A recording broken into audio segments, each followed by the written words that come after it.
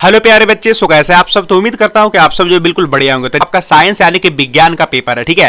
तो प्यारे बच्चों, विज्ञान में आपको जो हर एक क्वेश्चन एकदम अच्छे तरीके से बनाने के लिए आना चाहिए। तो ये वाला जो क्लास है प्यारे बच्चों, एकदम बिल्कुल आपके लिए काफी ज्यादा महत्वपूर्ण होने वाला है, क्योंकि इस क्लास के अंदर प्यारे बच्चों हम लोग ऐसे ऑब्जेक्टिव क्वेश्चन के बारे में बात करने वाले हैं जो कि सीधा सीधी प्यारे बच्चों के पेपर में आएगा, ठीक है। तो ये वाला जो वीडियो जो आप सभी प्यारे बच्चों के लिए एकदम काफी ज्यादा धमाकेदार होने वाला है। तो फटाफट से इस वीडियो को अपने दोस्तों के साथ वीडियो शेयर कर दीजिए, क्लास में एकदम काफी ज्यादा मजा आने वाला है, ठीक है। तो चलिए जल्दी से आप लोग इस वीडियो को अपने दोस्तों के व्हाट्सएप ग्रुप पे जहां पे भी आप शेयर कर सकते हैं, तो फटाफट से शेयर कर दीजिए, ठीक है। चलिए बिना समय गवाए यहां पे हम लोग चीजों को करते हैं शुरुआत। सबसे पहले मैं आप लोगों को बताना चाहूंगा कि इनमें से प्यारे जो क्वेश्चन का आंसर आपको पहले से पता होगा, तो उस क्वेश्चन का आंसर जो आप लोग कमेंट सेक्शन में देते चलिएगा, और जो क्वेश्चन का आंसर आपको पहले से नहीं पता होगा उसका मैं आंसर प्यारे आप लोग को बताता जाऊंगा, और आप लोग एकदम बिल्कुल शानदार तरीके से सावधानी पूर्वक से उस क्वेश्चन का आंसर याद करते चलिएगा, ठीक है। तो चलिए प्यारे हम लोग बढ़ते क्वेश्चन नंबर फर्स्ट की तरफ। तो देखिए क्वेश्चन नंबर आपका फर्स्ट में क्या कह रहा है कि 1 मीटर फोकस दूरी वाले उत्तल लेंस की क्षमता क्या होगा, ठीक है। यहां पे प्यारे बच्चों आपका पूछा गया उत्तल लेंस का क्षमता। क्या पूछा गया? उत्तल लेंस का क्षमता। अच्छा, किसी भी लेंस की क्षमता को हम लोग सूचित करते हैं पी से। किससे सूचित करते हैं? पी से, ठीक है। ओके, अब यहां पे आपके पास जो फोकस दूरी दिया गया है, तो फोकस दूरी को हम लोग लिखते हैं एफ से। तो क्या हम लिख दें एफ बराबर जो हमारा दिया हुआ है वो 1 मीटर दिया हुआ है, ठीक है। यानी कि फोकस दूरी जो है प्यारे बच्चों कितना दिया हुआ है? 1 मीटर दिया हुआ है। और हमसे पूछा क्या? तो लेंस की क्षमता। लेंस की क्षमता निकालने का मतलब पी बराबर भाग, ठीक है। तो प्यारे बच्चों हमें एक फॉर्मूला पता है, चूंकि हम जानते हैं कि पी बराबर जो होता है वो 1/f होता है, यानी कि जो हमारा लेंस की क्षमता होता है वो फोकस दूरी का व्युत्क्रम होता है, ठीक है। ये बात तो सही बच्चों को पता होगा। तो यहाँ पे जो हमारा f बराबर है वो 1 दिया हुआ, तो f के जगह पे हम 1 रखेंगे। 1/1 कट करके हमारा कितना हो गया? 1 हो गया, ठीक है। तो p बराबर हमारे पास आया 1। लेकिन आपको एक बात पता होगा कि लेंस की क्षमता का मात्रक जो होता है प्यारे वो डायोप्टर होता है, जिसे हम लोग d से सूचित करते हैं, ठीक है। तो यहाँ पर जो 1 मीटर फोकस दूरी वाले लेंस की जो क्षमता आया निकल करके वो कितना आ गया? 1 डायोप्टर आ गया। कितना आ गया? 1 डायोप्टर, जो कि आपका बी नंबर ऑप्शन में लिखा हुआ, ठीक है। तो जो भी बच्चे यहाँ पे बी नंबर ऑप्शन कमेंट कर रहे हैं एकदम बिल्कुल राइट जवाब है, ठीक है। फटाफट से आप लोग क्वेश्चन का आंसर मिला लीजिए। गुड, चलते हैं प्यारे जो क्वेश्चन नंबर सेकंड की तरफ। तो देखिए क्वेश्चन नंबर सेकंड जो एकदम काफी ज्यादा इंपॉर्टेंट है, कई बार आपका पूछा जा चुका है। करे मानव नेत्र के लिए दृष्टि का जो अस्थायित्व होता है वो कितना सेकंड तक होता है, ठीक है। पहला में कह रहा है 1/10 सेकंड, दूसरा में कह रहा है 1/16, तीसरा में कह रहा है 1/6, और चौथा में आपका कह रहा है 1/18। इसका प्यारे जो सही जवाब होगा वो आपका ए नंबर ऑप्शन सही जवाब होगा, क्योंकि मानव नेत्र के लिए जो दृष्टि का अस्थायित्व होता है वो होता है प्यारे जो हमारा 1/10 सेकंड तक। कितना होता है? 1/10 सेकंड तक, ठीक है। चलिए अगला देखिए क्वेश्चन नंबर थर्ड कह रहा है किस दृष्टि दोष के निवारण के लिए जो है प्यारे बच्चों कह रहा है कि अवतल लेंस का प्रयोग किया जाता है, ठीक है। मैंने आपको कई बार बताया, ठीक है। अगर प्यारे बच्चों यहाँ पे लेंस आपका बड़ा अक्षर से लिखा हुआ है, जैसे यहाँ पे लिखा हुआ है प्यारे बच्चों आपका अवतल लेंस, ठीक है। एक और आपका क्या होता है? एक और आपका होता है प्यारे बच्चों उत्तल लेंस। एक और आपका क्या होता है? उत्तल लेंस होता है, ठीक है। ओके, तो मैंने आपको बोला था कि अवतल लेंस और उत्तल लेंस, तो 2 रोग आपका होता है। एक तो आपका होता है दूरदृष्टि वाला, एक होता है आपका निकट दृष्टि दोष वाला, ठीक है। तो प्यारे बच्चों अवतल लेंस में आपका कौन सा बड़ा जाएगा? तो अवतल लेंस में हमारा जो बड़ा रोग है वो है हमारा प्यारे बच्चों कौन सा रोग? तो यहाँ पे हो जाएगा हमारा निकट दृष्टि दोष या दूर दृष्टि दोष। तो हमारा हो जाएगा प्यारे निकट दृष्टि दोष। कौन सा दोष? निकट दृष्टि दोष, ठीक है, क्योंकि ये वाला बड़ा अक्षर से लिखा हुआ है निकट। और अगर हम बात करें उत्तल लेंस के कारण प्यारे बच्चों, मतलब उत्तल लेंस से कौन सा रोग का निवारण किया जाता है? तो हम लोग बोलेंगे दूर दृष्टि दोष का, ठीक है। दूर दृष्टि दोष का, ठीक है। यहाँ पे मोटा मोटी आपको ये याद रखना है कि जैसे अवतल लेंस है, तो अवतल लेंस आपका बड़ा अक्षर से लिखा हुआ है, तो बड़ा अक्षर के लिए आपको बड़ा वाला यहाँ पे लेना है, निकट लेना है, ठीक है। छोटा अक्षर से यहाँ पे उत्तल लिखा हुआ है, तो आपको छोटा अक्षर के लिए दूर लेना है, ठीक है। क्वेश्चन आपका उलट पलट करके भी पूछ सकता है ऐसे कि दूर दृष्टि का निवारण कौन से लेंस के लिए किया जाता है? तो आप बोलोगे उत्तल लेंस के लिए किया जाता है। निकट दृष्टि दोष का निवारण किस लेंस से किया जाता है? तो अवतल लेंस से किया जाता है, ठीक है। लेकिन यहाँ पे क्वेश्चन उलट करके पूछा कि किस दृष्टि दोष का निवारण के लिए अवतल लेंस का प्रयोग किया जाता है? तो अवतल लेंस का प्रयोग प्यारे बच्चों किया जाता है निकट दृष्टि दोष के लिए। आप बी नंबर ऑप्शन फटाफट से मारोगे, ठीक है। चलिए अगला बढ़ते क्वेश्चन नंबर थर्ड के बाद 4 की तरफ। तो क्वेश्चन नंबर 4 में क्या करा है? दूर दृष्टि दोष वाले मनुष्य के चश्मे में होता है। देखो अब आ गया ना क्वेश्चन। तो दूर दृष्टि दोष, तो दूर दृष्टि दोष आपका छोटा वाला अक्षर से लिखा हुआ है, ठीक है। तो दूर दृष्टि दोष के लिए प्यारे आपका क्या हो जाएगा? उत्तल लेंस हो जाएगा, ठीक है। सभी बच्चों को क्लियर हो रहा है क्या? दूर दृष्टि के लिए प्यारे हमारा कौन सा हो जाएगा? उत्तल लेंस, यानी कि हमारा बी नंबर ऑप्शन सही है।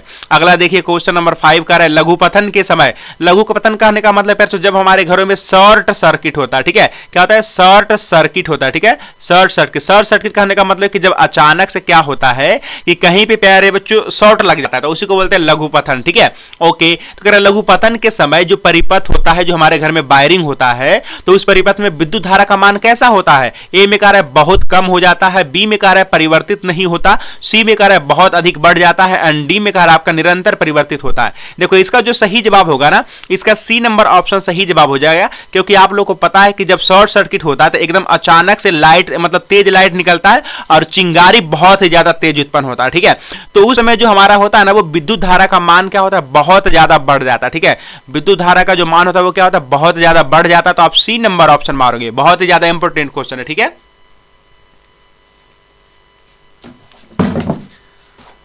चलिए अगला बढ़ते हैं प्यारे जो क्वेश्चन नंबर 6 की तरफ। क्वेश्चन नंबर 6 में क्या कह रहा है? गोबर गैस एक प्रकार का है। प्यारे बच्चों ये जो आप गोबर गैस देख रहे हो ये एक प्रकार का क्या है? ए में आपका कह रहा है प्राकृतिक गैस है, बी में कह रहा है वायु गैस, सी में कह रहा है लकड़ी और डी में कह रहा है चूल्हा।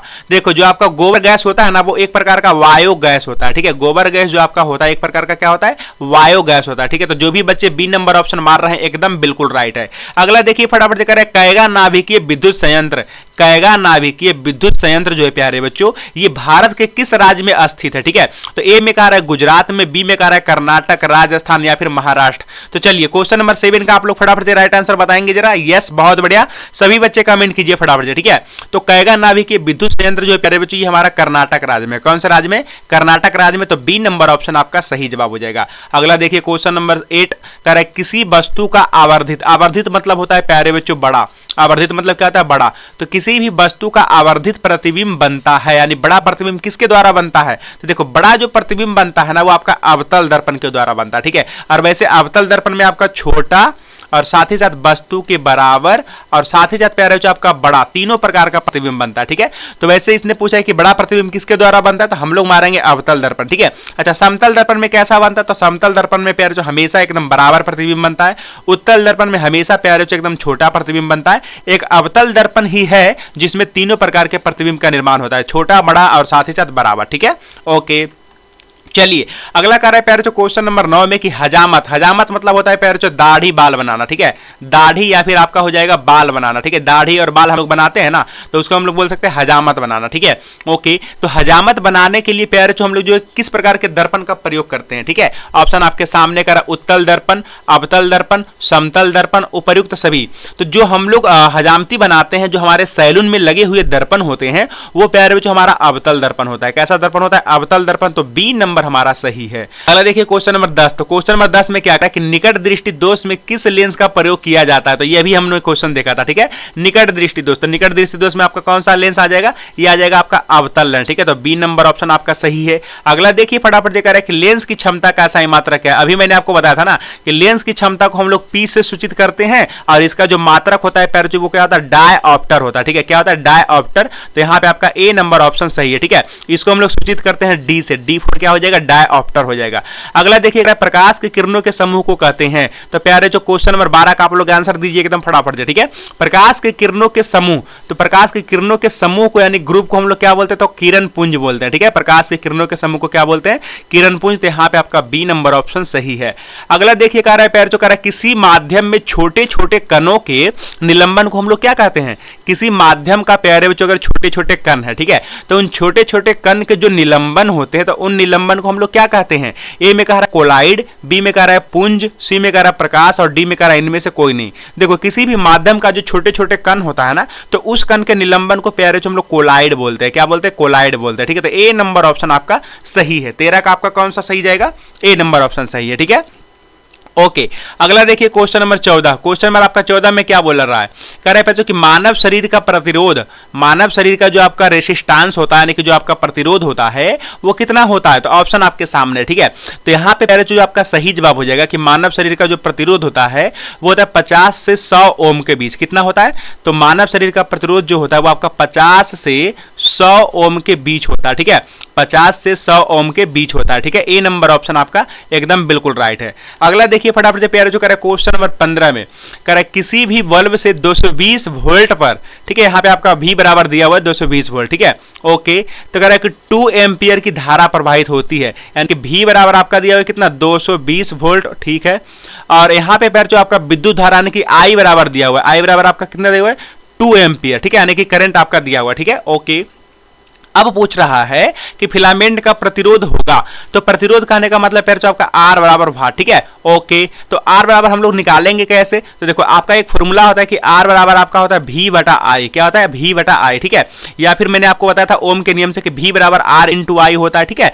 ये वाला फॉर्मूला आपको पता है ही, तो इस फॉर्मूला को हम लोग लगा देंगे। भी के जगह पे कितना रखेंगे 220 वोल्ट रखेंगे, और बटा में प्यारे जो आई के जगह पे हम लोग कितना रखेंगे 2 रखेंगे, ठीक है। ओके, इसको काटेंगे तो कितना हो जाएगा, ये हो जाएगा प्यारे जो हमारा 110, और 110 क्या होगा, जैसा कि आप लोग को पता है कि प्रतिरोध का मात्रक होता है ओम, तो 110 ओम हो जाएगा, ठीक है। यानी कि उस फिलामेंट का जो हमारा प्रतिरोध है वो कितना हो जाएगा 110 ओम, तो हमारा बी नंबर ऑप्शन सही है। यहां तक क्लियर है सही बच्चों को? यस, फटाफट से एस लिख करके सबके सब बच्चे कमेंट कीजिए, ठीक है। अगला देखिए क्वेश्चन नंबर 16, तो क्वेश्चन नंबर 16 में क्या करा कि आर ओम प्रतिरोध वाले एन प्रतिरोधों को समांतर क्रम में जोड़ने पर, यानी कि हमारे पास आर ओम का जो है प्यारे जो कितने प्रतिरोध है, एन प्रतिरोध है, ठीक है। और इसको जोड़ना कैसे, समांतर क्रम में। तो समांतर क्रम में जो समतुल्य प्रतिरोध होता है ना, वो कैसे होता है, 1/r करके होता है, और कितने प्रतिरोध है, तो एन प्रतिरोध है, और कौन प्रतिरोध मतलब कितना, इसका अमाउंट कितना है आर, तो आर लिखेंगे, फिर से 1/r लिखेंगे, फिर से प्यारे हम लोग कितना लिखेंगे 1/r लिखेंगे, ठीक है। कितना बार, तो n बार, कितना बार, तो n बार, ठीक है। ओके, अब देखो ये जैसे हम मान करके चलो हम ऐसे लिखते हैं 5 + 5 + 5, कितना बार हमने लिखा 3 बार, तो 5 + 5 3 बार करने से अच्छा है कि आप 5 को 3 बार डायरेक्ट गुना कर लो, ठीक है। यानी कि अगर 4 बार रहेगा तो 5 को 4 से गुना करेंगे, 10 बार रहेगा तो 5 को 10 से गुना करेंगे, ठीक है। इसी तरीके से यहाँ पे 1/r जो है ये कितना बार है, तो ये है प्यारे बच्चों n बार, कितना बार, n बार। क्या मैं 1/r को n से गुना कर दूं, बिल्कुल, तो ये हो जाएगा हमारा n/r, ठीक है। तो ये हो गया 1/r बराबर कितना, n/r। लेकिन यहाँ पे चाहिए क्या, तो इसका जो समतुल्य प्रतिरोध R चाहिए, ठीक है। तो R को अगर हम उल्टेंगे तो आप इसको भी उलट दीजिए, तो प्यार जो आपका R ऊपर जाएगा और N नीचे आएगा, ठीक है। तो यही आपका हो जाएगा समतुल्य प्रतिरोध R/N, ये आपका कितना लिखा हुआ है, R/N लिखा हुआ है, ठीक है। तो R/N देखो किसमें लिखा हुआ है, ए नंबर ऑप्शन में लिखा हुआ है ना, तो ए नंबर ऑप्शन आपका सही जवाब हो जाएगा। बहुत ही बढ़िया क्वेश्चन है, ठीक है। समझ में आया सभी बच्चों को? यस, अगला क्वेश्चन देखिए फटाफट से, क्वेश्चन नंबर 17। तो 17 में आपका क्या कह रहा है, 17 में कह रहा है कि ओम के नियम निहित है। ओम का नियम प्यारे इनमें से आपका कौन सा है, जल्दी से बताओ। अभी मैंने आपको बताना कि आपका R बराबर होता है V/I, तो यहाँ पर V बराबर क्या हो जाएगा, R × I हो जाएगा। तो देखो कहीं पे V बराबर R × I लिखा हुआ है क्या, V बराबर R × I, यस बिल्कुल, देखो बी नंबर ऑप्शन में आपका लिखा हुआ है, ठीक है, कि V बराबर I × R या फिर R × I आपका एक ही बात है। अगला देखिए क्वेश्चन नंबर 18, कह रहे विद्युत धारा की प्रबलता का एसआई मात्रक है, यानी विद्युत धारा का जो आपका प्रबलता है इसका एसआई मात्रक क्या होता है। तो प्यारे जो विद्युत धारा का मात्रक क्या होता है वही आपको बताना है। तो विद्युत धारा का मात्रक क्या होता है, जल्दी से बताओ। तो विद्युत धारा का मात्रक क्या होता है, एम्पियर होता है, ठीक है। क्या होता है, एम्पियर। तो यहाँ पे आपका ए नंबर ऑप्शन सही जवाब हो जाएगा, ठीक है। ओके, अगला क्वेश्चन की तरफ बढ़ते हैं। क्वेश्चन नंबर 19 कह रहा है विद्युत धारा उत्पन्न करने की युक्ति, जो हमारा विद्युत धारा होता है, तो विद्युत धारा उत्पन्न करने की युक्ति, यानी कि युक्ति मतलब होता है प्यारे बच्चे यंत्र, ठीक है। तो विद्युत धारा उत्पन्न करने की युक्ति को क्या कहते हैं, तो विद्युत धारा उत्पन्न करने की युक्ति को प्यारे बच्चे हम लोग जनित्र बोलते हैं, जिसको हम लोग बोलचाल की भाषा में क्या बोलते हैं, जेनरेटर। बोलचाल की भाषा में क्या बोलते हैं, जेनरेटर बोलते हैं, ठीक है। तो यहाँ पे प्यारे जो आपका ए नंबर ऑप्शन सही जवाब हो जाएगा। अगला देखिए फटाफट कह रहा है कि निर्गत किरण, कौन सा किरण, निर्गत किरण, ठीक है। तो निर्गत किरण एवं अभिलंब के बीच का जो आपका कोण होता है उसको क्या बोलते हैं। तो नाम से स्पष्ट है, निर्गत किरण और अभिलंब। तो निर्गत किरण और अभिलंब के बीच का जो आपका कोण बनेगा ना, उसको हम लोग बोलेंगे निर्गत कोण। कौन सा कोण बोलेंगे, निर्गत कोण बोलेंगे, ठीक है। तो यहाँ पे आपका सी नंबर ऑप्शन सही है। फटाफट से सभी के सभी बच्चे क्वेश्चन का आंसर देते रहिए कमेंट सेक्शन के अंदर, ठीक है। बहुत बढ़िया, वेरी गुड। अगला देखिए क्वेश्चन नंबर 21, कह रहे धारा मापने के यंत्र को कहते हैं। प्यारे जो आपका विद्युत धारा होता है ना, तो विद्युत धारा मापने वाला जो आपका यंत्र होता है, तो उस यंत्र को हम लोग क्या बोलते हैं। देखिए उस यंत्र का नाम है प्यारे जो आमीटर। उस यंत्र का नाम क्या है, आमीटर। बहुत ही ज्यादा इंपॉर्टेंट है, ठीक है। ओके, विद्युत धारा मापने वाले यंत्र का नाम क्या है, आमीटर। ओके, अच्छा वोल्ट मीटर क्या करता है, तो वोल्ट मीटर आपका मापता है प्यारे वोल्टेज। क्या मापता है, वोल्टेज, यानी कि विभवांतर जिसको आप लोग बोलते हो, ठीक है। ओके, चलिए अगला देखिए क्वेश्चन नंबर 22 में कह रहा है कि डायनेमो से किस प्रकार की धारा प्राप्त होती है। जो आपका डायनेमो होता है, तो डायनेमो से प्यार जो आपका किस प्रकार की धारा प्राप्त होती है, तो आप लोग याद रखिएगा, डायनेमो से जो आपका धारा प्राप्त होती है ना, तो कह रहा है दिष्ट धारा, प्रत्यावर्ती धारा। दिष्ट धारा को हम लोग डीसी करंट बोलते हैं। कौन सा करंट बोलते हैं, डीसी। और प्रत्यावर्ती धारा को हम लोग एसी बोलते हैं, ठीक है। तो यहाँ पे कह रहा है दोनों धाराएं, तो एकदम बिल्कुल राइट है, आपका सी नंबर ऑप्शन सही जवाब होगा, ठीक है। जो आपका प्यार जो डायनेमो होता है ना, डायनेमो, ठीक है, जो आपका डायनेमो होता है, इससे आपका दोनों प्रकार का करंट निकलता है, ठीक है, आपका AC भी निकलता है और उसके बाद प्यारे आपका DC भी निकलता है, ठीक है। तो आप दोनों यानी कहने का मतलब C नंबर ऑप्शन मारोगे। अगला देखिए फटाफट से कह रहा है कि आवेश का मात्रक क्या है। प्यारे बच्चों आवेश का मात्रक क्या होता है, सभी बच्चों को पता है कि आवेश का मात्रक कूलाम होता है, ठीक है। आवेश का मात्रक क्या होता है, कूलाम, जिसको हम लोग C से सूचित करते हैं, ठीक है। अगला देखिए कह रहा है कि नवीकरणीय ऊर्जा स्रोत क्या है, ठीक है। नवीकरणीय मतलब क्या होता है, नवीकरणीय मतलब ऐसा ऊर्जा स्रोत जो खत्म हो जाए, ठीक है। खत्म होने वाला ऊर्जा स्रोत को क्या बोलते हैं, नवीकरणीय ऊर्जा स्रोत, ठीक है। तो कह रहा है नाभिकीय ऊर्जा, सौर ऊर्जा, कोयले से प्राप्त ऊर्जा, प्राकृतिक गैस से प्राप्त ऊर्जा, ठीक है। ओके, तो यहाँ पे आपको क्या लगता है कौन सा ऊर्जा खत्म होने वाला है। नाभिकीय ऊर्जा तो आपका खत्म होगा नहीं, सूर्य से प्राप्त ऊर्जा खत्म होगा नहीं, कोयला से प्राप्त ऊर्जा आपका खत्म होगा क्या, बिल्कुल कोयला से प्राप्त ऊर्जा आपका खत्म हो जाएगा क्या, यस बिल्कुल हो जाएगा। उसके बाद कह रहा है प्राकृतिक गैस से प्राप्त ऊर्जा, तो प्राकृतिक गैस जो आपका है वो आपका जो है मतलब वो आपका खत्म नहीं होगा, ठीक है। तो आप C नंबर ऑप्शन मारना, क्योंकि C नंबर जो आपका ऑप्शन दिया हुआ है ना कि कोयले से प्राप्त ऊर्जा, तो कोयले से प्राप्त ऊर्जा या ऑब्वियस सी बात है कि आपका खत्म हो ही जाएगा, तो इसीलिए हमारा यही क्या है, नवीकरणीय ऊर्जा है, ठीक है। ओके, अगला कार्य पर कि एक साधारण प्रिज्म कितने सतहों से घिरा होता है। एक साधारण प्रिज्म, प्रिज्म आपका कैसे होता है, देखो प्रिज्म जो आपका होता है ना वो कुछ ही तरीके से होता है, ठीक है। ये है प्यारे जो आपका प्रिज्म, ध्यान से देखना। ओके, इसमें कितने सतह है, तो नीचे की तरफ प्यारे जो आपका आयताकार होता है तो एक सतह हो गया। ओके, अब इधर देख रहे हो ये भी आपका आयताकार होता है, ये आपका दूसरा सतह हो गया। ओके, दूसरा सतह हो गया ना, और ये हो गया प्यारे जो आपका तीसरा सतह, ठीक है। और इधर की तरफ हो गया आपका चौथा सतह, ठीक है। ओके, कितना सतह हो गया, देखो एक हो गया आपका सबसे नीचे वाला, और ये हो गया इधर वाला, और ये हो गया पैर आपका ऊपर वाला, ठीक है। और एक आपका इधर हो गया और एक आपका उधर से हो गया, ठीक है। तो यहाँ से कितना 3 हो गया, और ये पीछे के 4 हो गया, और इधर की तरफ आपका 5, टोटल मिलाकर के पैर जो आपका 5 सतह होता है। कितना सतह होता है, 5 सतह, ठीक है। बात समझ में आ गया सभी बच्चों को। ओके, ये वाला हमने काउंट कर लिया, ये वाला नहीं लेना, ठीक है। ये तो हमारा 2 नंबर में आ गया, तो कुल मिलाकर के 5 सतह होता है। अगला देखिए क्वेश्चन नंबर 26, करे विद्युत बल्ब के फिलामेंट, जो विद्युत बल्ब का फिलामेंट होता है सभी आप लोगों ने देखा होगा, ठीक है। विद्युत बल्ब का फिलामेंट किस तरीके से होता है, जैसे हमारा ये बल्ब है, ओके, तो बल्ब में यहाँ पे आपने इस तरीके से देखा होगा, ठीक है। ये हमारा क्या होता है, विद्युत बल्ब का फिलामेंट। तो जो हमारा फिलामेंट होता है वो कह रहा है किस तत्व का उपयोग होता है, यानी कि वो जो हमारा फिलामेंट होता है उस फिलामेंट को बनाने में कौन से तत्व का इस्तेमाल किया जाता है। तो सभी बच्चों को पता होगा कि विद्युत बल्ब के फिलामेंट में जो हमारा तत्व उपयोग किया जाता है वो टंगस्टन का तत्व होता है। कौन सा तत्व होता है, टंगस्टन का। तो आपका A नंबर ऑप्शन सही है। अगला देखिए प्यारे, जो कह रहा है क्वेश्चन नंबर 27, कह रहा है अभिनेत्र लेंस की फोकस दूरी, अभिनेत्र लेंस की जो आपका फोकस दूरी में परिवर्तन किया जाता है किसके द्वारा किया जाता है, तो ये किया जाता है प्यारे जो पश्चमाभि मांसपेशियों के द्वारा। किसके द्वारा, पश्चमाभि मांसपेशियों के द्वारा। तो यहाँ पे आपका C नंबर ऑप्शन सही है। अगला देखिए, कर अवक्षेपण अभिक्रिया से, कौन सा अभिक्रिया से, अवक्षेपण अभिक्रिया से, ठीक है। अवक्षेपण अभिक्रिया से किस प्रकार का लवण प्राप्त होता है, तो मैंने आपको कई बार बताया, ठीक है। यहाँ पे प्यारे जो आपका अवक्षेपण लवण जो होता है, सॉरी अवक्षेपण अभिक्रिया जो होता है ना, तो अवक्षेपण अभिक्रिया से प्यारे जो आपका अविलेय, ठीक है, किस प्रकार का लवण प्राप्त होता है, अविलेय लवण प्राप्त होता है, ठीक है। तो यहाँ पे आपका B नंबर ऑप्शन सही हो जाएगा। जो भी बच्चे B नंबर ऑप्शन कमेंट कर रहे हैं एकदम बिल्कुल राइट है। अगला देखिए प्यारे जो क्वेश्चन नंबर 29 एकदम चटनी क्वेश्चन कर रहा है, बेकिंग सोडा का रासायनिक नाम क्या है, एकदम चटनी क्वेश्चन, ठीक है। बेकिंग सोडा, अगर मैं इसका आपको अनुसूत्र बता दूं, अगर मैं प्यारे जो इसका अनुसूत्र बता दूं तो क्या इसका जो है आप आंसर बता सकते हो क्या। तो देखो इसका अनुसूत्र होता है NaHCO3, क्या होता है NaHCO3। तो अब इसको देख करके बता दीजिए कि इसका रासायनिक नाम क्या होगा। इसका रासायनिक नाम होता है प्यारे जो सोडियम हाइड्रोजन कार्बोनेट या फिर सोडियम बाइकार्बोनेट, ठीक है। तो यहाँ पे तो आपका लिखा हुआ है सोडियम हाइड्रोजन कार्बोनेट ना, तो आप B नंबर ऑप्शन मारोगे। कौन सा ऑप्शन मारोगे, B number option will be the right. B number option क्या है आपका सही है। अगला देखिए फटाफट से कह रहा है कि अयस्क से धातु का निष्कर्षण, जो हमारा प्यारे जो अयस्क होता है, अयस्क क्या होता है, खनिज जो हम लोग अंदर से निकालते हैं ना, तो खनिज का थोड़ा सा शुद्धतम रूप जो होता है उसको क्या बोलते हैं, अयस्क बोलते हैं, ठीक है। कह रहा है कि अयस्क से धातु का निष्कर्षण तथा उसका परिष्करण कर उपयोगी बनाने के प्रक्रम को क्या कहते हैं। तो प्यारे बच्चों कह रहा है कि अयस्क से जब हम लोग धातु निकालते हैं तो उस निष्कर्षण के बाद हम लोग जो उसका परिष्करण तथा शुद्धिकरण जो करते हैं तो उस प्रक्रिया को हम लोग क्या कहते हैं, ठीक है। ओके, 30 का आप लोग फटाफट से आंसर बताएंगे जरा। इसको हम लोग प्यारे से बोलते हैं धातुक्रम, जिसको हम लोग बोलते हैं मेटलर्जी, ठीक है। क्या बोलते हैं, मेटलर्जी। तो यहाँ पे आपका B नंबर ऑप्शन सही है। बहुत ही ज्यादा इंपोर्टेंट क्वेश्चन है। अगला देखिए प्यारे तो क्वेश्चन नंबर 31, साग सब्जियों को विघटित कर, साग सब्जियों को कह करके विघटित करके कंपोस्ट बनना किस अभिक्रिया का उदाहरण है। ओके, जो हमारा साग सब्जी है ना उसको क्या कर रहा है कि अपघटित करके विघटित करके क्या कर दीजिए, कंपोस्ट बना दीजिए, ठीक है। कंपोस्ट करने का मतलब क्या होता है कि एक गड्ढा खोद दीजिए, उसके अंदर जो पैर जो भी आपका कूड़ा कचरा साग सब्जी जो भी है उसको अंदर डाल दीजिए। तो ये आपका पैर जो अभिक्रिया होता है ये किस अभिक्रिया का उदाहरण है।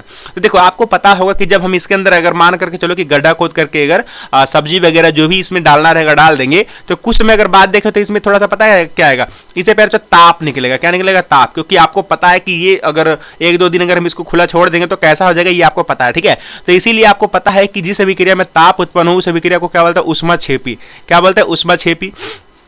ऊष्माक्षेपी आपको पता है ना कि वैसे अभिक्रिया जिसमें ऊष्मा की वृद्धि हो, तो ऐसे में क्या हो जाएगा? ऊष्मा की वृद्धि हो जाएगा, यानी ताप का वृद्धि हो जाएगा, इसीलिए हम इस अभिक्रिया को बोलेंगे ऊष्माक्षेपी, ठीक है। अगला देखिए पैर निम्नलिखित में से कौन सा उत्पाद, निम्नलिखित में से कौन सा उत्पाद लेड नाइट्रेट को गर्म करने पर प्राप्त होता है, ठीक है। लेड नाइट्रेट, ठीक है। तो लेड नाइट्रेट को पैर जो अगर हम लोग गर्म करते हैं तो इनमें से आपका कौन सा प्रोडक्ट निकलता है? जल्दी से आप लोग बताइए, ठीक है। तो यहां पर पैर जो आपका निकलता है डी वाला ऑप्शन, ठीक है। NO2 और साथ ही साथ आपका O2 निकलता है। तो जो भी बच्चे डी नंबर ऑप्शन कमेंट कर रहे होंगे एकदम बिल्कुल राइट है। अगला क्वेश्चन की तरफ बढ़े क्या? बिल्कुल। तो ये रहा पैर आपका क्वेश्चन नंबर 33, कह रहा है निम्नलिखित में से कौन सा सही है? निम्न में से पैर आपका कौन सा सही है, ठीक है। यहां पर जो भी आप देख रहे हो इनमें से आपका कौन सा सही है वो आप लोग को बताना, ठीक है। तो बेसिकली ये जो आप देख रहे हो बी नंबर ऑप्शन, ये आपका बिल्कुल राइट लिखा हुआ है, ठीक है। क्योंकि ये जो आप देख रहे हो ये हमारा धोबन सोडा का क्या फॉर्मूला है, ठीक है। Na2CO3 एंड उसके बाद 10H2O, 10H2, ये हमारा कौन सा किसका फॉर्मूला है? तो धोबन सोडा का क्या पैर जो हमारा सूत्र है, ठीक है। ओके, अगला देखिए फटाफट से कह रहा है निम्नलिखित में से कौन सा विजातीय यौगिक है? निम्नलिखित में से प्यारे बच्चों कौन सा विजातीय यौगिक है? विजातीय यौगिक कहने का मतलब क्या है कि इनमें से कौन सा सबसे अलग है? देखिए चूना पत्थर खड़िया हो गया, संगमरमर हो गया और प्लास्टर ऑफ पेरिस हो गया, ठीक है। तो प्यारे जो चूना पत्थर खड़िया संगमरमर ये तीनों हमारा एक है, और ये जो आप देखो प्लास्टर ऑफ पेरिस ये बिल्कुल अलग है। तो आप डी नंबर ऑप्शन मार करके आओगे, ठीक है। अगला देखिए प्यारे जो कह रहा है कि निम्नलिखित में से पीएच का कौन सा मान, निम्नलिखित में से पीएच का कौन सा मान क्षारक विलयन का मान है? तो क्षारक विलयन का मान कितना होता है? मैंने आपको बताया था कि क्षारीय विलयन का पीएच मान जो होता है वो 7 से अधिक होता है, ठीक है। क्षारीय विलयन का पीएच मान कितना होता है? 7 से अधिक होता है। तो 7 से अधिक यहाँ पे देखो कौन है? 7 से अधिक आपका डी नंबर ऑप्शन में, ठीक है। कौन सा ऑप्शन में? D number option. तो डी नंबर ऑप्शन आपका एकदम बिल्कुल राइट है। अगला देखिए कह रहा है कि सोडियम क्लोराइड के जलीय विलयन से विद्युत धारा प्रवाहित करने पर, ठीक है, जो हमारा सोडियम क्लोराइड होता है, ठीक है, यानी कि NaCl, तो इसमें हम लोग क्या करते हैं पहले जो किसका जलीय विलयन से जब हम लोग विद्युत धारा प्रवाहित करते हैं तो कह रहे हैं कि यह वियोजित होकर यानी कि यह जो अपघटित होकर सोडियम हाइड्रोक्साइड जो है बनाता है। ये पैर जो आप लोग को पता होगा, मैंने आपको ये वाला रिएक्शन बताया था, ठीक है। ये लास्ट में क्या बनाता है? NaOH बनाता है, ठीक है। और साथ ही साथ पैर जो अभी आपका बनाता है, ठीक है, क्लोरीन भी बनाता है, ठीक है, क्लोरीन गैस बनाता है, हाइड्रोजन गैस बनाता है, ठीक है।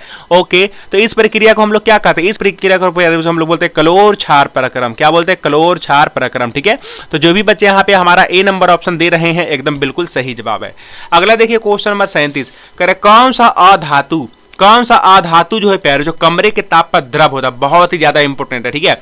एक अधातु तत्व का नाम बताइए जो कमरे के ताप पर क्या होना चाहिए? द्रव होना चाहिए, ठीक है। तो देखिए यहाँ पे जो आपका ब्रोमीन है वो आपका सही हो जाएगा, क्योंकि ब्रोमीन जो एक ऐसा अधातु तत्व है जो कमरे के ताप पर क्या होता है? द्रव अवस्था में पाया जाता है। कौन सा अवस्था में पाया जाता है? द्रव अवस्था में पाया जाता है, ठीक है।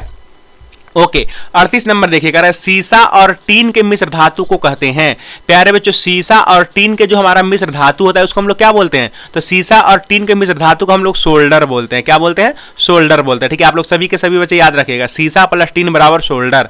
सीसा और टीन के मिश्र धातु को हम लोग क्या बोलेंगे? सोल्डर बोलेंगे, ठीक है। अगला देखिए फटाफट देखा रहा है कि निम्नलिखित में से किसे चाकू से काटा जा सकता है? यहाँ पे देखिए आपके पास ढेरे सारे तत्व लिखे हुए, ढेरे सारे नहीं 4 तत्व लिखे हुए, लिथियम लिखा हुआ है, कैल्शियम लिखा हुआ है, कॉपर लिखा हुआ है, आयरन लिखा हुआ है। कर इनमें से कौन से तत्व को चाकू से काट सकते हैं? कौन से तत्व को चाकू से काटा जा सकता है? तो याद रखिएगा यहाँ पे आपका तो पहली नंबर जवाब हो जाएगा लिथियम। लिथियम अगर नहीं होता तो पैर आपके पास ऑप्शन में रहता सोडियम, ठीक है। तो ये 2 तत्व है सोडियम और लिथियम, जिसको आप लोग सरलता से क्या कर सकते हो कि चाकू की सहायता से काट सकते हो, ठीक है। बहुत ही ज्यादा इंपॉर्टेंट है। अगला देखिए पैरो जो कह रहा है कि इथिलीन में पैरो जो कार्बन कार्बन के बीच 2 आबंध मौजूद है। कार्बन कार्बन के बीच कितने आबंध मौजूद है? डबल बॉन्ड मौजूद है, ठीक है। तो कह रहा है इनमें से आपका क्या होगा? देखो ध्यान से आप सुनिए, आपका पैरो जो इथिलीन रहे चाहे आपका कोई भी कंपाउंड रहे उससे फर्क नहीं पड़ता है। अगर आपका डबल बॉन्ड रहे तो डबल बॉन्ड में आपका पैरो जो एक बॉन्ड आपका होता है सिग्मा बंध, एक बंध आपका क्या होता है? सिग्मा बंध, और दूसरा जो बंध होता है पैरो जो ये आपका होता है पाई बंध, ठीक है। कौन सा होता है? पाई बंध होता है, ठीक है। ओके, इसको हम लोग इस तरीके से लिखते हैं, पाई आप लोग को पता है ना, और ये हमारा हो गया सिग्मा बंध। तो कह रहा है कि इथिलीन में कार्बन कार्बन के बीच अगर 2 आबंध है तो इनमें से आपका क्या होगा? तो आपका एक सिग्मा होगा और एक पाई होगा। ए नंबर ऑप्शन मार करके चले आना, ठीक है। जो भी बच्चे ए नंबर ऑप्शन कमेंट कर रहे हैं एकदम बिल्कुल सही है।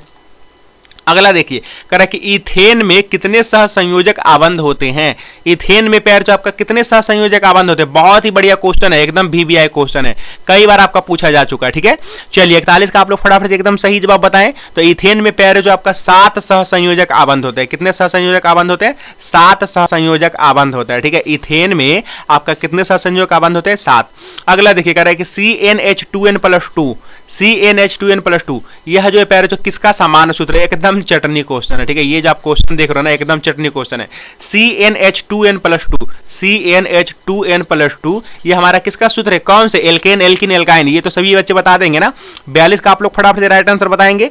यहाँ पे क्या आपका हाइड्रोजन परमाणु की जो संख्या है वो कार्बन के दुगने से 2 ज्यादा है। ठीक है, तो दुगने से 2 ज्यादा किस में रहता है? आपका एल्केन में रहता है। ठीक है, तो आपका सी नंबर ऑप्शन सही जवाब हो जाएगा। ठीक है, अगला देखिए फटाफट से कह रहा है क्वेश्चन नंबर 43 में कि नीला थूथा जिसको हम लोग तूतिया भी बोलते हैं। ठीक है, तो तूतिया का रासायनिक सूत्र क्या होगा?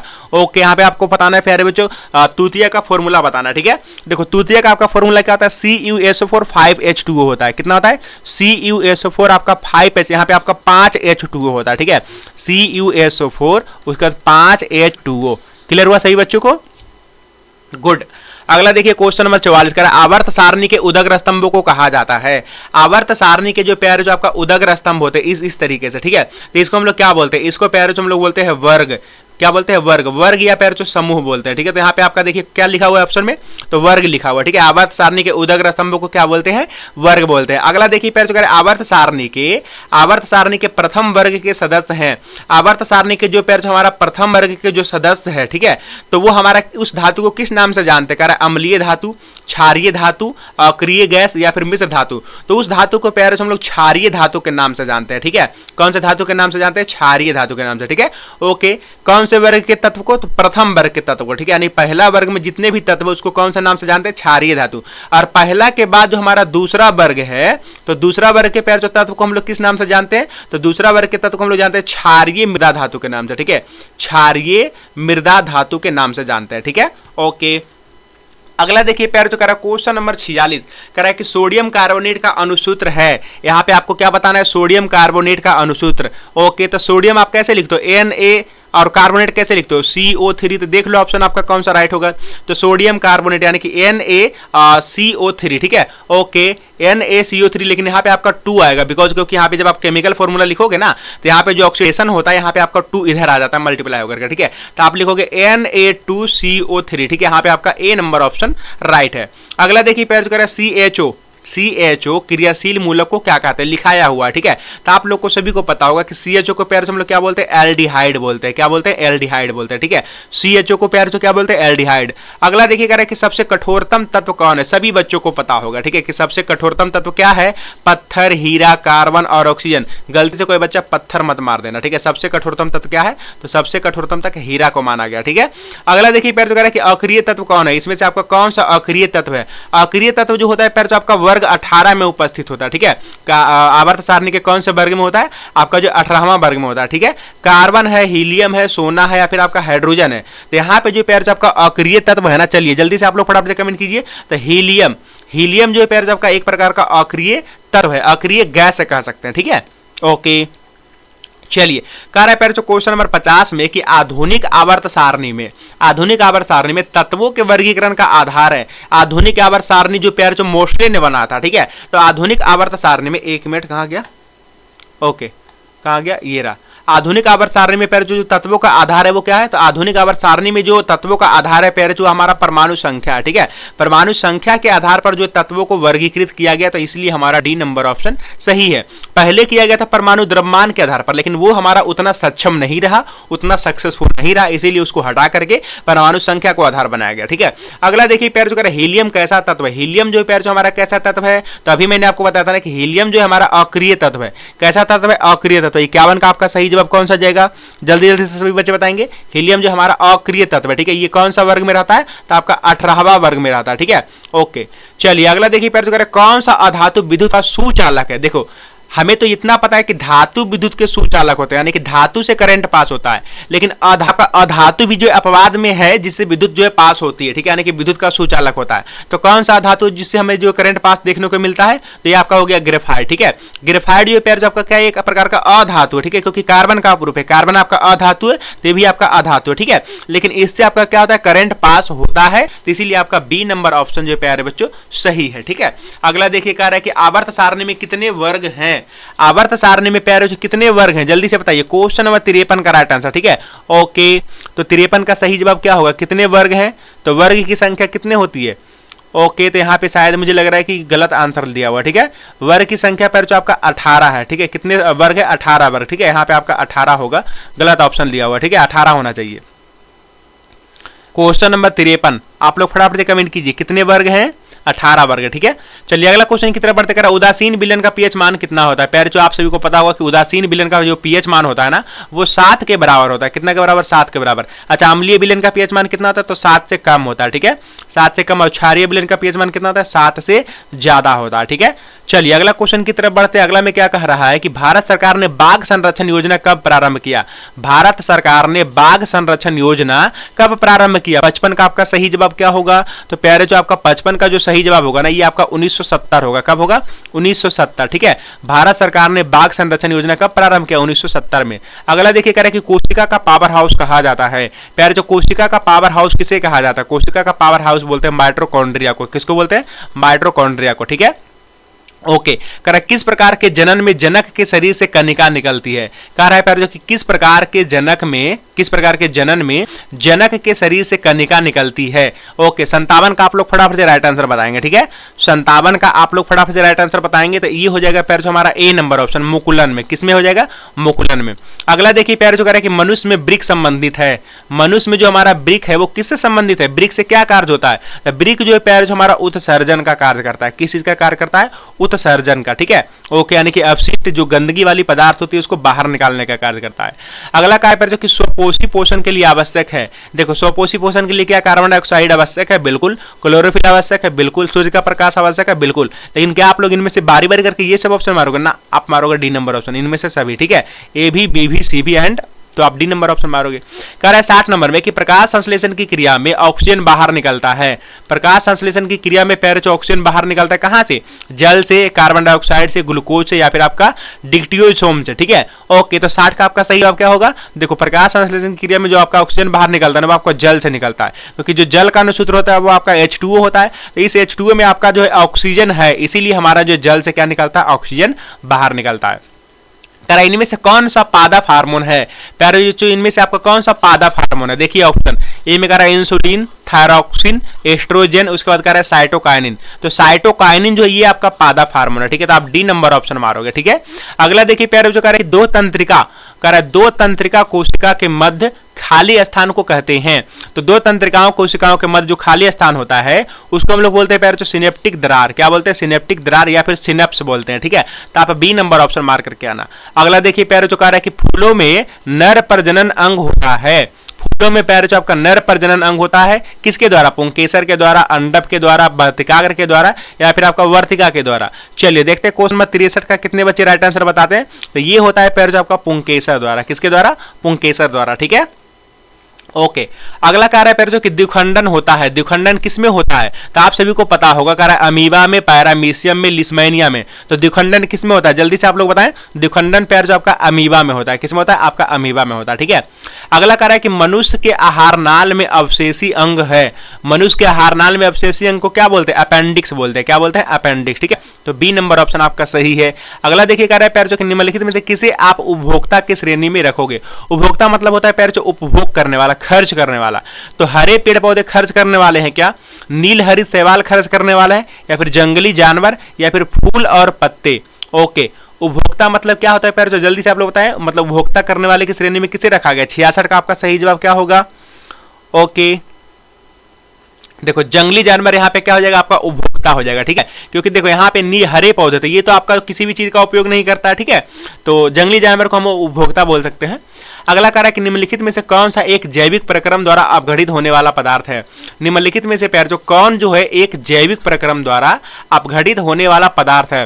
सूखे घास पत्ते, पॉलिथीन गैस, रबड़, प्लास्टिक की बोतलें। देखो सूखे घास पत्ते जो है ये क्या हो सकता है, जैविक प्रक्रम द्वारा अपघटित हो सकता है, लेकिन पॉलिथीन गैस, ओके, रबड़, प्लास्टिक की बोतलें, ये सब जो प्यार कभी भी आपका अपघटित होकर के, मतलब ये जो है जैविक प्रक्रम द्वारा आपका अपघटित नहीं होने वाला पदार्थ है। ठीक है, तो 67 का बेसिकली आप कौन सा मारोगे, तो 67 का आप ए नंबर ऑप्शन मारोगे। ठीक है, बहुत ही ज्यादा इंपोर्टेंट है।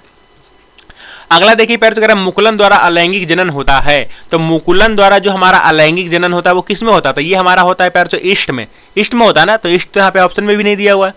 मुकुलन द्वारा अलैंगिक जनन किस में होता है, हाइड्रा में होता है। ठीक है, अच्छा ए नंबर ऑप्शन आपका राइट जाएगा। ठीक है, ओके। अगला देखिए कह रहा है कि अस्त्री केसर, ओके, कर अस्त्री केसर के आधारीय भाग को कहते हैं, अस्त्री केसर के पैर जो आधारीय भाग को हम लोग क्या कहते हैं, वर्तिका, अंडाशय या फिर वर्तिकाग्र या फिर पुष्पासन। 69 का आपका सही जवाब क्या होगा, तो इसका हो जाएगा बी नंबर ऑप्शन सही जवाब। ठीक है, इसको हम लोग बोलते हैं अंडाशय, क्या बोलते हैं, अंडाशय। अगला देखिए कह रहा है कि परागकोश में होते हैं, परागकोश में प्यारे बच्चों क्या होते हैं, तो सभी बच्चों को पता है कि परागकोश में परागकण होते हैं, क्या होते हैं, परागकण होते हैं। ठीक है, अगला देखिए कह रहा है कि निम्नलिखित में से कौन एमिनो अम्ल के द्विखंडन से बनता है, एमिनो अम्ल के प्यार जो विखंडन से कौन बनता है, ए में कह रहा है कार्बन डाइऑक्साइड, बी में कह रहा है कार्बन मोनोऑक्साइड, अमोनिया या फिर बी और सी दोनों। चलिए 71 का आपका सही जवाब क्या हो जाएगा, तो 71 का आपका डी हो जाएगा। ठीक है, बी और सी दोनों, यानी कार्बन मोनोऑक्साइड और साथ ही साथ आपका अमोनिया। ठीक है, तो बी एंड सी आप मारोगे डी नंबर ऑप्शन। ठीक है, ओके। चलिए अगला क्वेश्चन देखिए प्यार जो कह रहा है लिंग गुणसूत्र का पूर्ण जोड़ा पाया जाता है, लिंग गुणसूत्र का जो आपका पूर्ण जोड़ा है वो किसमें पाया जाता है, कह रहा पुरुष में, स्त्री में या फिर पुरुष और स्त्री दोनों में या फिर किसी में नहीं। तो लिंग गुणसूत्र का जो आपका दोनों जोड़ा है वो किसमें पाया जाता है, 72 का आप लोग सही जवाब बताएं फटाफट से। तो ये पाया जाता है प्यारे बच्चों स्त्री में, किसमें पाया जाता है, स्त्री में, तो बी नंबर ऑप्शन आपका सही है।